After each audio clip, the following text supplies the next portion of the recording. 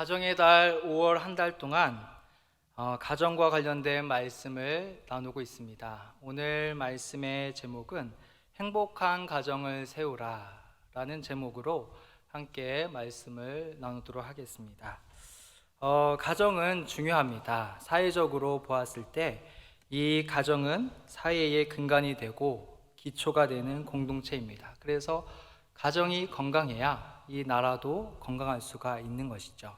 그리고 무엇보다 성경을 보았을 때에도 가정은 참 중요한 것을 우리는 알 수가 있습니다. 하나님께서 이 세상 가운데 친히 세우신 기관 둘이 있는데, 하나는 교회이고 또 하나는 가정입니다.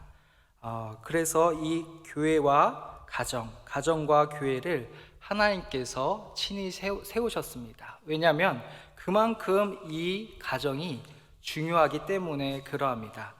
성경을 보게 되면은 가정을 향한 하나님의 놀라운 계획이 있는 것을 볼 수가 있습니다. 성경의 시작과 마침이 이 가정과 관련되어 있는 것을 우리는 알 수가 있죠.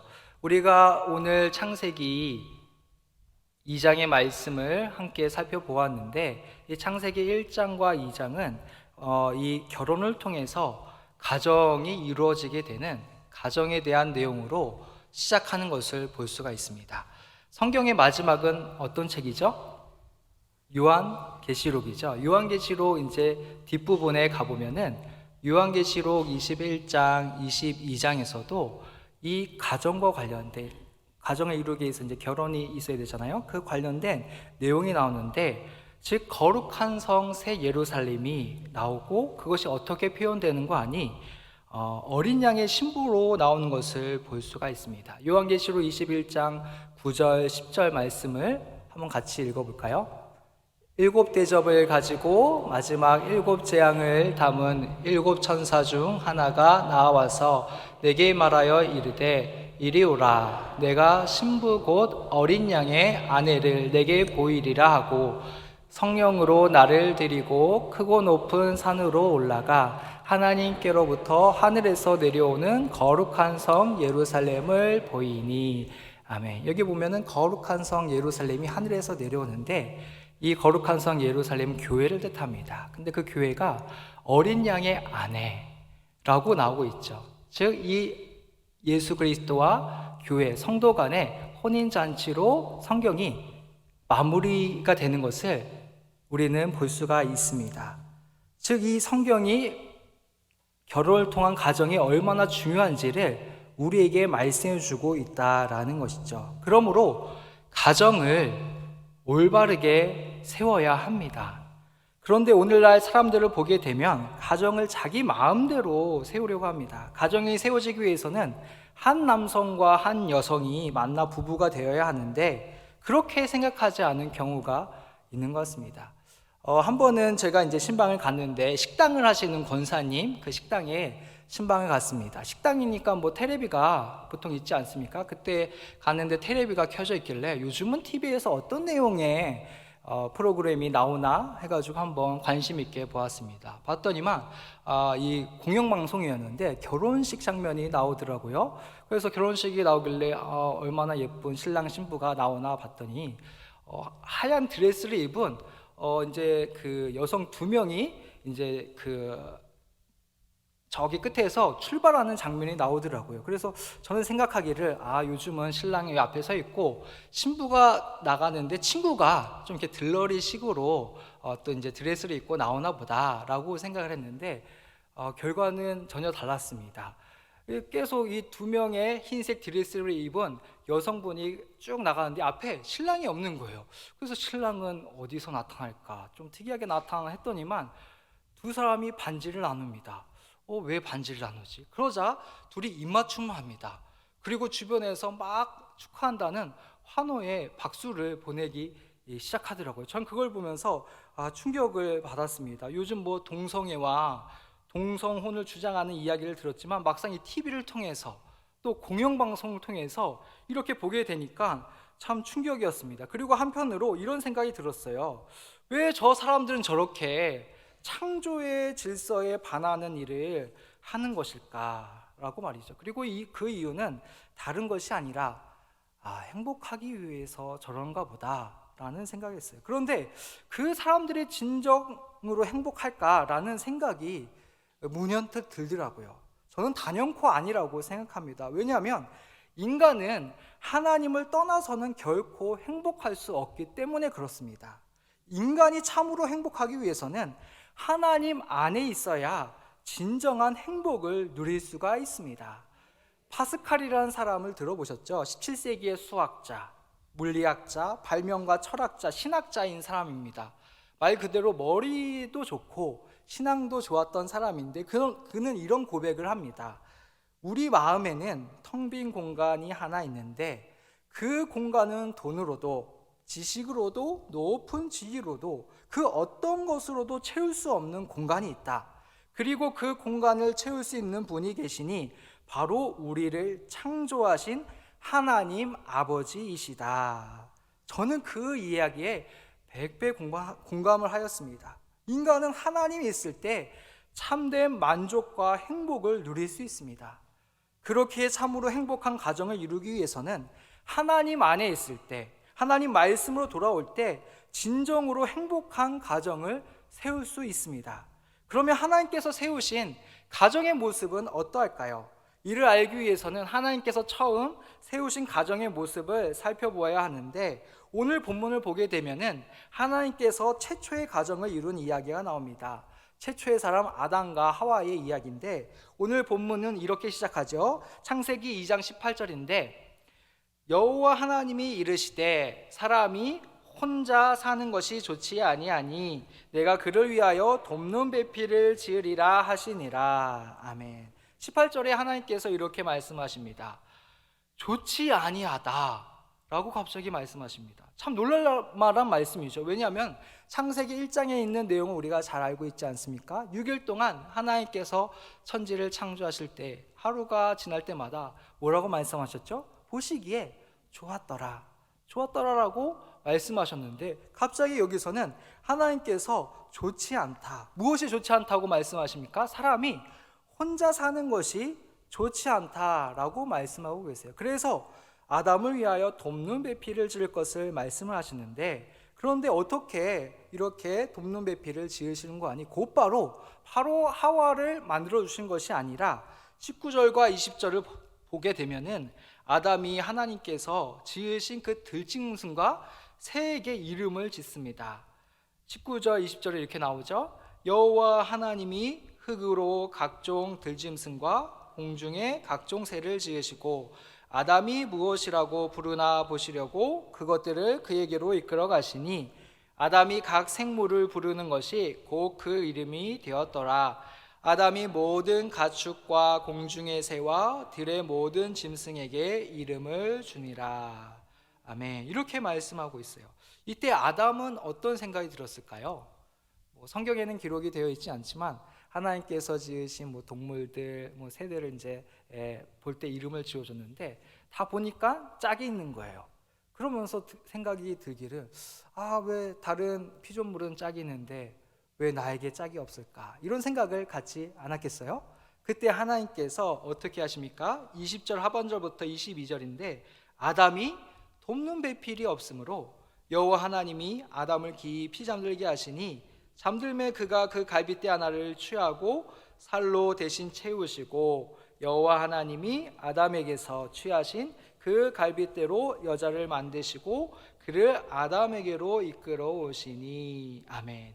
아담을 깊이 잠들게 하시고 그의 갈빗대 하나로 여자를 만드십니다. 그리고 아담에게로 이끌어 오세요. 누가요? 하나님께서 그렇게 하십니다. 그리고 23절에 이런 고백이 나오죠. 아담이 이르되 이는 내 뼈 중에 뼈요 살 중에 살이라. 이것을 남자에게서 취하였은즉 여자라 부르리라 하니라. 아멘. 지금 아담이 노래를 부르고 있는 겁니다. 기쁨의 노래. 여자를 보면서 내 뼈 중에 뼈요 살 중에 살이다 라는 고백인데, 이것은 히브리어로 무엇 중에 무엇은 아주 최고의 것이다 라는 그런 표현의 방법입니다. 즉 이 여자를 보면서 뭐라고 고백합니까? 이 여자는 나에게 있어서 최고의 존재다 라는 이 아담의 노래가 나오고 있죠. 그러자 하나님께서 이제 뭐라고 말씀하십니까? 한번 24절 말씀을 다 같이 한번 읽어보도록 하겠습니다. 시작.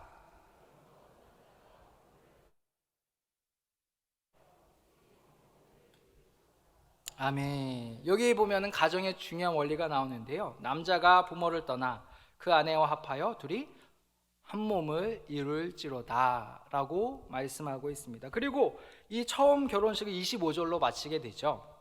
아담과 그의 아내 두 사람이 벌거벗었으나 부끄러워하지 아니하니라. 서로에 대해 수치심을 느끼지 않는 모습, 하나로 연합되어 있는 행복한 부부, 가정의 모습을 우리에게 보여주고 있습니다. 그럼 본문을 통해서 우리가 알 수 있는 사실은 무엇일까요? 행복한 가정을 세우기 위해서 기억해야 될 원리는 무엇일까요? 첫 번째는 가정을 세우신 분이 누구다? 하나님이시다라는 겁니다.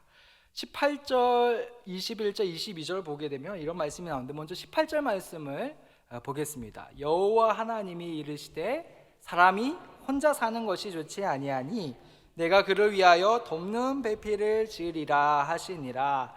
아멘. 혼자 사는 것이 좋지 않아서 돕는 배필을 지으리라 라고 하신 분이 누군가요? 하나님이십니다. 또 21절을 볼까요? 여호와 하나님이 아담을 깊이 잠들게 하시니 잠들매 그가 갈빗대 하나를 취하고 살로 대신 채우시고. 아멘. 이번에도 돕는 배필을 만들기 위해서 잠들게 하신 분도 누구신가요? 하나님이십니다. 또 22절을 볼까요? 여호와 하나님이 아담에게서 취하신 그 갈빗대로 여자를 만드시고 그를 아담에게로 이끌어 오시니. 아멘.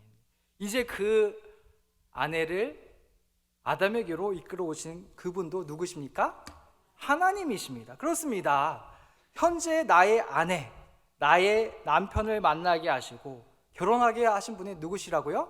하나님이십니다. 하나님은 어떤 분이시죠? 선하신 분이십니다. 또한 우리를 지극히 사랑하시는 분이십니다. 얼마나 사랑하시는지 독생자 예수 그리스도를 주시기까지 우리를 사랑하시는 분이십니다. 믿으십니까? 예, 그렇기에 하나님께서는 우리를 선대하시고 우리에게 가장 좋은 것으로 주시는 분이십니다. 그렇기에 현재 나의 배우자는 하나님께서 나에게 주신 최고의 배우자인 줄 믿습니다. 왜 이렇게 아멘이 작으신가요? 이 사실을 믿으시나요? 예, 그럼 오늘 가셔서 각자의 배우자에게 이런 고백을 하시기 바랍니다. 당신은 나의 최고의 배우자입니다 라고 오늘 가가지고 두 손을 꼭 잡고 눈을 마주치면서 그런 고백을 하시기 바랍니다. 예. 이 사실 꼭 기억하시기 바랍니다. 그러므로 하나님께서 나의 가정을 세우셨다는 사실을 기억하시고 나에게 가장 좋은 배우자를 주셨음에 감사하는 성도들이 되시길 바랍니다. 그것이 이제 첫 번째 원리고요. 두 번째는 가정을 향한 하나님의 뜻은 무엇일까요? 두 번째는 독립과 연합의 원리입니다. 24절을 보면 이렇게 말씀하고 있습니다. 같이 한번 읽어볼까요? 이러므로 남자가 부모를 떠나 그의 아내와 합하여 둘이 한 몸을 이룰지로다. 아멘. 여기 보면은 부모를 떠난다라고 말씀하고 있습니다. 부모를 떠난다. 가정을 세우는 원리는 이 독립입니다. 가정을 이루는 것은 부모를 떠나는 것을 전제를 하죠. 여기서 부모를 떠난다는 것은 그냥 문자 그대로 뭐 이제 집을 떠나가지고 독립한다라는 그런 의미도 있지만 그런 의미보다 상징적인 의미로 독립한다라는 그런 말씀입니다. 그리고 부모를 떠나 부부가 한 몸이 된다라고 말씀하고 있죠. 연합입니다. 연합. 여기서 한 몸이 된다는 것은 이 육신적으로 한 몸이 될 뿐만 아니라 정신적인 그 하나됨, 정신적인 연합을 뜻하는 것입니다. 즉, 이 말씀을 통해서 알 수 있는 것처럼 가정의 그 중심, 핵심은 부부다라는 것을 우리에게 말씀해 주고 있습니다. 사람은 이 자녀는 생리적으로 부모님을 의지하게 됩니다. 왜냐하면 아이가 이제 태어나게 되었을 때 제일 처음 경험하게 되는 사회는 이 어머님의 품입니다.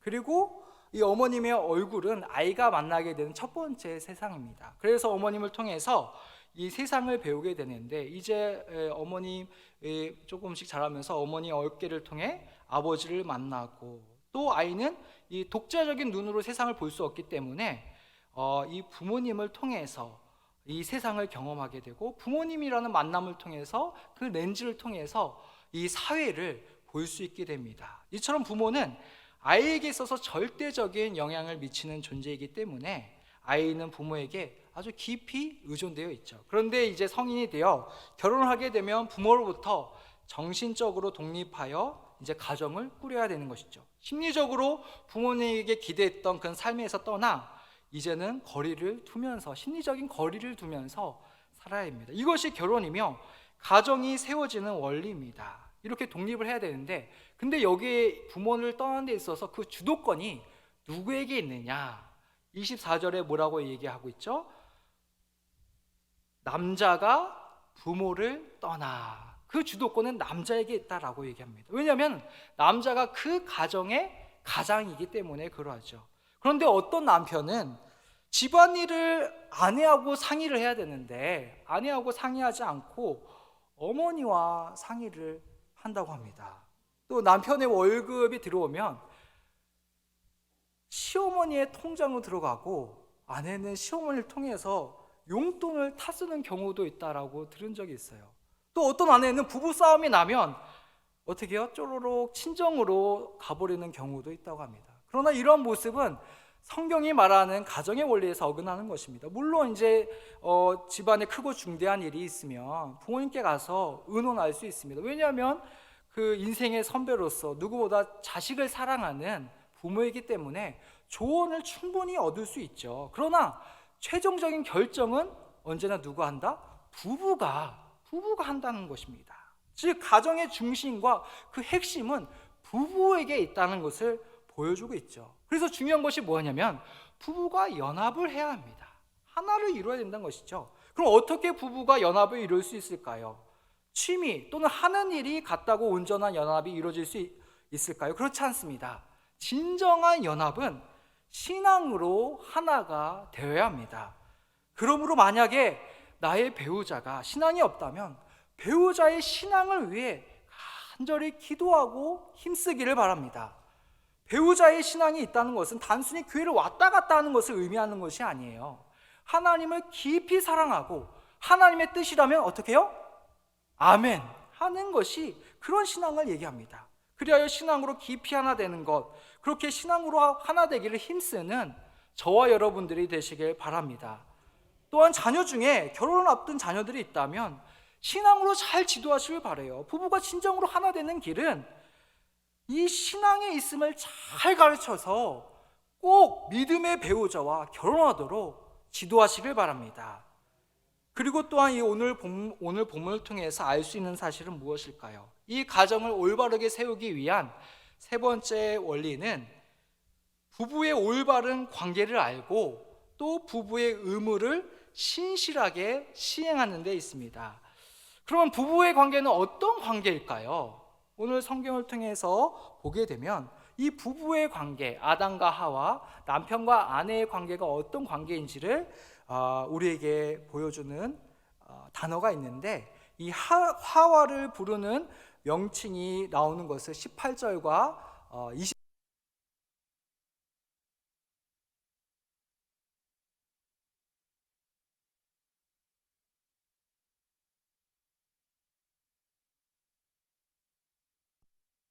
이르시되 사람이 혼자 사는 것이 좋지 아니하니 내가 그를 위하여 돕는 배필을 지으리라 하시니라. 아담이 20절입니다. 아담이 모든 가축과 공중의 새와 들의 모든 짐승에게 이름을 주니라. 아담이 돕는 배필이 없으므로. 아멘. 여기 보면은 아내 하와를 무엇으로 묘사하고 있죠? 돕는 배필로 묘사하고 있습니다. 하와를 아담의 돕는 배필로 소개하고 있는데, 이 단어를 보니까 어떤 생각이 드나요? 만일 아내와 남편의 서열을 따진다고 하면 누가 더 높을 것 같아요? 질문이 좀 이상한 것 같죠? 이 아내는 남편의 돕는 배필이 있기에 혹시 남편이 아내보다 더 우월하다라고 생각하는 분들이 계신가요? 마치 대통령과 참모 역할처럼, 또 군에 있어서 수장과 참모 역할처럼 이제 도움을 받는 쪽이 돕는 쪽보다 더 이제 높은 위치에 있다라고 이렇게 생각하는 분들이 계실지 모르겠습니다. 근데 정말 그럴까요? 성경을 보게 되면 돕는 배필이라고 나오지만 그렇지 않다는 것을 알 수가 있습니다. 오히려 성경에서 이 쓰이는 용례가 도움을 받는 자가 도움을 주는 자보다 높은 위치에 있지 않다는 것을 보여주고 있습니다. 왜냐하면 여기에 쓰인 이 돕는 자라는 이 단어가 누구에게 또 쓰였냐면요, 성경을 보게 되면 하나님을 묘사할 때 돕는 자라고 이렇게 묘사가 되는 것을 볼 수가 있어요. 한번 시편 33편 20절 말씀을 볼까요? 한번 띄워주시겠어요? 같이 읽겠습니다. 우리의 영혼이 여호와를 바라며 그는 우리의 도움과 방패시로다. 아멘. 여기 보면 하나님, 우리의 영혼이 여호와를 바라며, 그는 누군가요? 여호와죠. 여호와 하나님이시죠. 여호와 하나님은 우리의 뭐다? 도움이시다. 이 하와를 돕는 배필이라고 했을 때 참 신기한 것은 뭐냐면요, 이 하나님이 우리의 도움이시다라고 쓰인 단어하고 하와를 돕는 배필이다라고 쓴 단어가 같은 단어입니다. 즉 하나님은 우리의 도움이라고 말씀하시는데 이 도움은 어떤 도움일까요? 작은 도움이 아닙니다. 큰 도움, 아주 구원의 그런 도움을 뜻하는 단어이죠. 마치 이제 그 옛날에는 전쟁이 많이 있었잖아요. 이제 전쟁을 하다 보면 뭐 이길 때도 있지만 막 싸움에서 질 때도 있습니다. 뭐 지다 보면은 이제 우리가 패배하게 되었다 하면서 그 지고 있는 쪽이 이제 낙심을 하게 되죠. 근데 저 멀리서 뽀얀 연기를 일으키면서 수많은 군사들이 몰려옵니다. 도움군이죠. 응원군이 이제 와가지고 그 도움군을 통해서 그 전세가 완전히 역정에 대해서 패전할 것 같았는데 이제 승리하게 되는, 그럴 때 표현하는 단어가 이 돕는다라는 그 단어라는 것이죠. 그렇기에 여성은 남성에게 종속되는 열등한 존재로 지음받지 않았다라는 것을 우리에게 보여주고 있습니다. 오히려 남성은 하나님께서 주신 사명에 있어서 이루는 데 있어서 누구의 도움이 필요하다? 여성, 아내의 도움이 필요하다라는 것을 성경이 우리에게 가르쳐주고 있는 것입니다. 그리고 이 남성과 여성이 전혀 이 우월적인 누가 더 높고 낫다라는 것이 아니라는 것을 보여주는 단어가 또 있는데, 중요하게 거기 보면은 돕는 배필 앞에 뭐라고 얘기했어요? 그를 위하여, 2장 18절에 보면은 그를 위하여 돕는 배필을 지리라 라고 얘기하는데, 이게 그를 위하여 라는 단어가 중요하거든요. 이거는 뭐냐면은 그를 위하여 라는 뜻은 그에 상응하는, 그와 맞먹는, 그와 짝을 이루는, 즉 남자와 여자는 어떤 관계다? 동등한 관계다 라는 것을 성경이 보여주고 있습니다. 그래서 부부의 관계는 동등한 관계라는 것을 우선 성경이 우리에게 말씀해주고 있는데, 또한 이를 어떻게 알 수 있느냐? 창세기 2장 22절에 보면은 이렇게 말씀합니다. 2장 22절을 우리 같이 한번 읽어보겠습니다. 시작.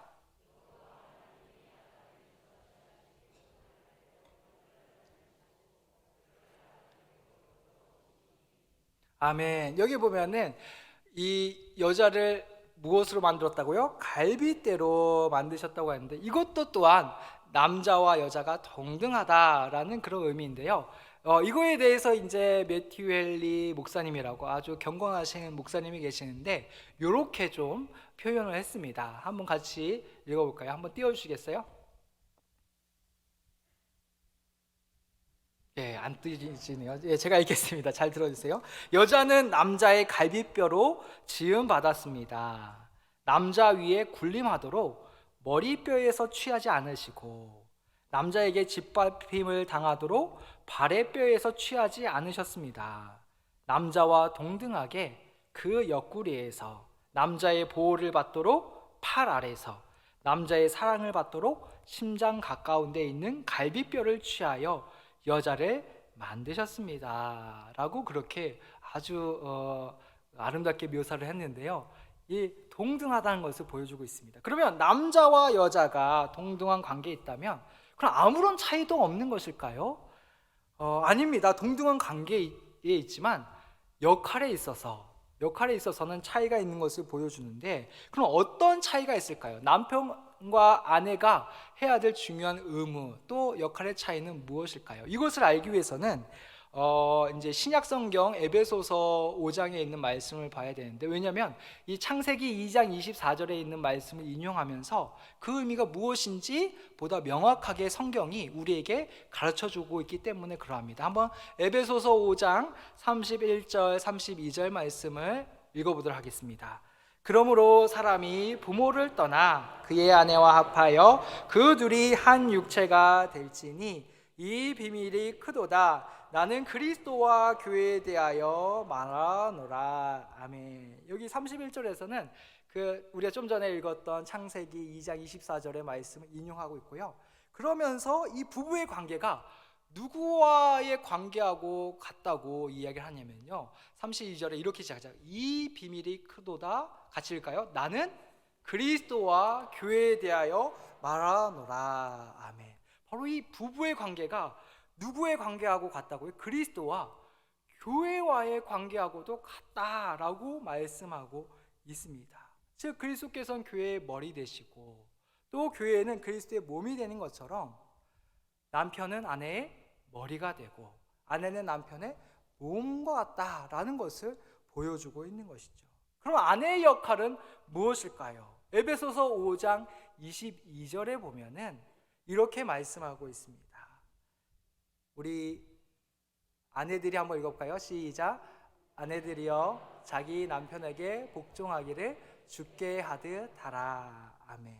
아내의 중요한 역할은 뭐라고요? 남편에게 뭐요? 복종. 예, 아내의 중요한 역할은 복종입니다. 왜냐하면 남편이 머리가 되기 때문에, 가정의 가장은 남편이기 때문에 그러합니다. 우리 하나님은 질서의 하나님이십니다. 그래서 이 하나님께서 세우신 가정에도 질서가 있어요. 그래서 남편이 머리가 되어서 그 가정을 이끌어 가도록 만드셨습니다. 그렇기 때문에 아내는 남편에게 뭐 해야 된다고요? 뭐요? 예, 복종을 해야 됩니다. 어떻게 복종합니까? 누구에게 하듯? 예, 주께 하듯 복종해야 됩니다. 그러니까 남편에게 어떻게 해야 돼요? 우리가 주님께 어떻게 순종하나요? 기쁨으로, 전적으로, 즐겁게 순종하잖아요. 그러니까 주께 하듯 남편에게 전적으로, 기쁨으로, 즐겁게 복종하시기 바랍니다. 네. 그런데 이런 생각을 하는 사람이 있을지 모르겠어요. 아니, 그래도 남편이 존경할 만해야 복종을 하죠, 목사님. 그러나 성경은 우리에게 뭐라고 가르쳐주고 있습니까? 존경할 만하고 훌륭한 남편에게만 복종하라고 말씀하고 있을까요? 성경 구절에 눈 씻고 찾아봐도 그런 구절은 없습니다. 그냥 단순하게 자기 남편에게, 남의 남편 아닙니다, 자기 남편에게 복종하라 라고 하고 있습니다. 그러면 또 이런 질문을 하시는 분들이 계실지 모르겠어요. 아니, 그러면 목사님, 불신 남편에게도 복종을 해야 합니까? 불신 남편이면 불순종해도 되는 거 아니에요? 성경은 뭐라고 우리에게 가르쳐주고 있을까요? 베드로전서 3장 1절 말씀을 한번 보도록 하겠습니다. 같이 읽어볼까요? 아내들아, 이와 같이 자기 남편에게 순종하라. 이는 혹 말씀을 순종하지 말로 말미암지 않고 그 아내의 행실로 말미암아 구원을 받게 하려 함이니. 아멘. 여기 보면은 자기 남편에게 순종하라라고 얘기하는데, 여기 나오는 남편은 어떤 남편일까요? 신자일까요? 불신자일까요? 네, 맞아요. 말씀에 순종하지 않는 자라도, 구원받지 않는 남편을 이야기를 하고 있어요. 근데 그 불신 남편이라도 어떻게 하라고요? 순종해라. 그리고 그렇게 순종할 때 이를 통해서 하나님께서 은혜 주셔서 그 불신 남편이 구원을 받을 수도 있다라고 우리에게 가르쳐주고 있습니다. 그러나 단 남편이 하나님 말씀에 완전히 어긋나는 그런 요구를 한다면 당연히 하나님 말씀에 순종을 해야 됩니다. 그런데 오늘날 세상은 어떻습니까? 전혀 성경적인 질서가 없습니다. 잘못된 방식으로 결혼의 주도권을 잡아야 된다, 그렇게 우리에게 가르쳐주고 있어요. 혹자는 각 결혼한 여성에게 이런 어리석은 충고를 합니다. 결혼했어? 결혼 후에 6개월이 중요해. 6개월간의 태도가 앞으로 50년을 좌우해. 무슨 얘기인가요? 이 6개월의 기싸움에서 져서는 안 된다. 그런 가르침이죠. 또 혹자는 결혼한 남성에게 이렇게 충고합니다. 아내에게 일생 동안 식탁에서 대접받고 싶어? 그러면 결혼 후 3개월만 까다롭게 굴어. 사흘 안에 같은 국이 올라오면 멀리 밀어내고 똑같은 반찬이 올라오면 적각도 되지 마. 그렇게 가르쳐주고 있습니다. 그러나 이러한 생각은 성경적인 생각이 아니고 하나님께서 가르쳐주시는 가정의 질서가 아닙니다. 하나님께서는 아내들에게 남편에게 복종할 것을 말씀하고 있습니다. 교회가 예수님께 순종하듯 아내는 남편에게 순종할 것을 우리에게 말씀하고 있습니다. 이것이 하나님의 뜻입니다.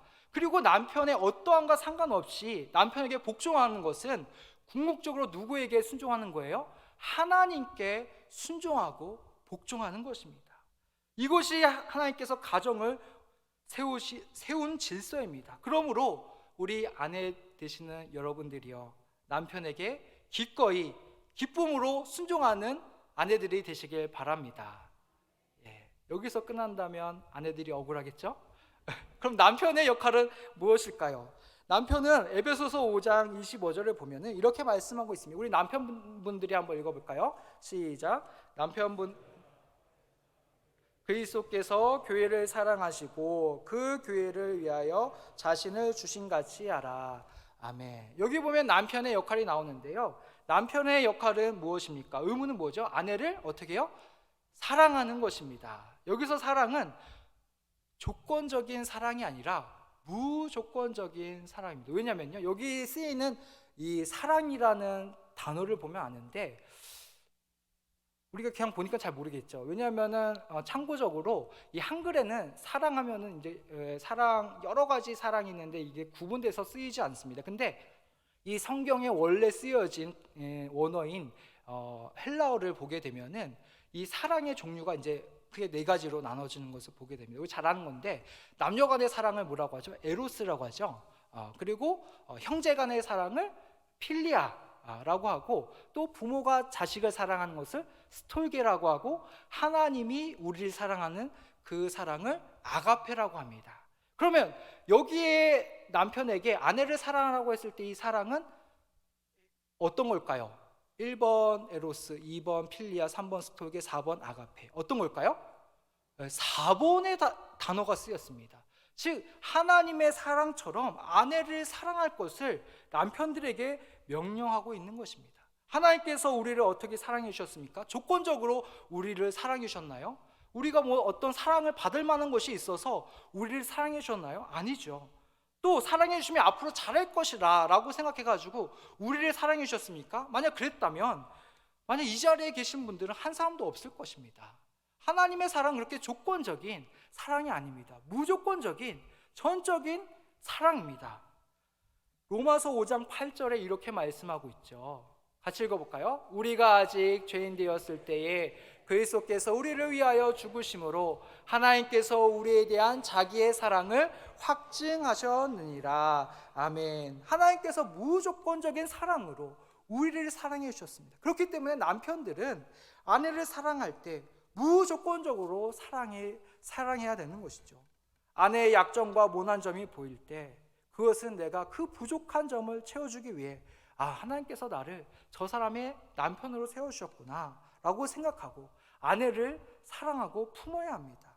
또한 이러한 남편의 사랑은 구체적으로 어떻게 나타나는 것일까요? 에베소서 5장 28절 29절을 한번 같이 읽어보도록 하겠습니다. 이와 같이 남편들도